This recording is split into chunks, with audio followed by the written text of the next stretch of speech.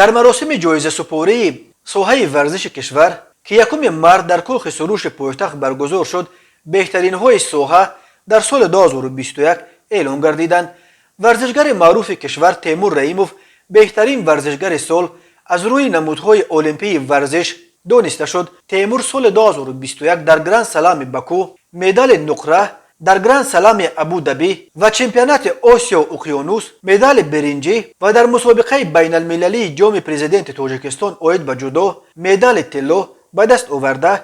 در مراسم گشوده شوی 32 بازی‌های المپیاد در توکیو ژاپن پرچمبردار هیئت المپی تاجیکستان بود. جایزه بهترین ورزشگر سال 2021 از روی نمودهای غیر المپی ورزش نصیب اکمال‌الدین کریموف شد. اکمال‌الدین در چمپیونات جهان آید به سامبو با گرفتن عنوان چمپیون جهان دست یافته.